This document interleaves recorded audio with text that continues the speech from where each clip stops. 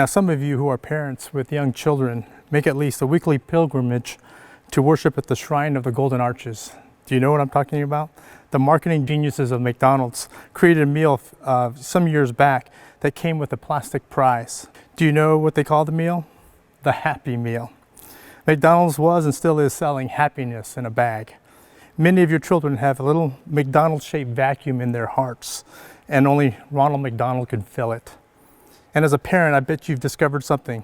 The happiness in a bag wears a huff pretty quickly.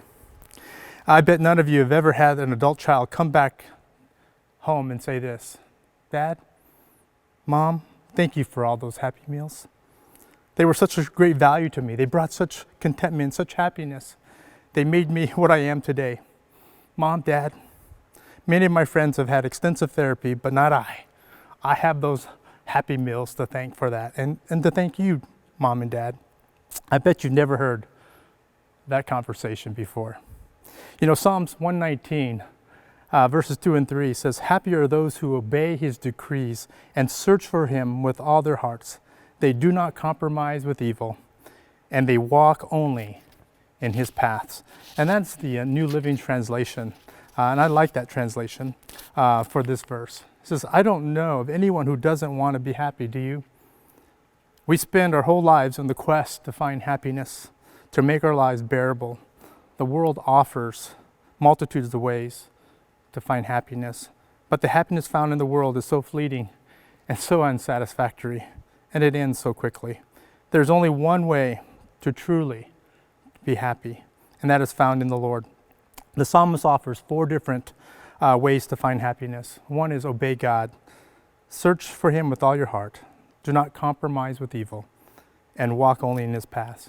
Just obeying God is where most people stumble and fall. We want an easier road. We don't want to give up on our wants in order to have it God's ways. We want to call our own shots, to deal with God on our own terms and not his. The only problem is it never really works out that way, does it? Obeying God is not an option. It's necessary for us to find happiness if we obey God. And the second one is searching for God with all your heart. It means that he is the utmost importance to you. It means that you value God more than anything else or anyone else. And it means that you never stop looking for God in your life. It is a constant searching out for him. Happiness is being totally committed to the Lord in your life. And the third one is compromising with evil. Is a stumbling block for most. We don't want to accept the fact that there are no gray areas for God. You know, in God's word, it's pretty black and white. God calls sin, sin.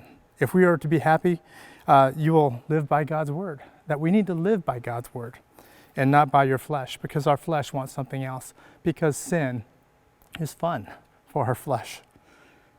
And the last one is walking only in his path. It means that Jesus is the only way, life, and truth. It is not the Lord and other things. He's a jealous God. He doesn't want to compete with anything else. There is no mixing or no matching truths to live by. It is God's way or it's no way. Happiness is living God's way and no other way.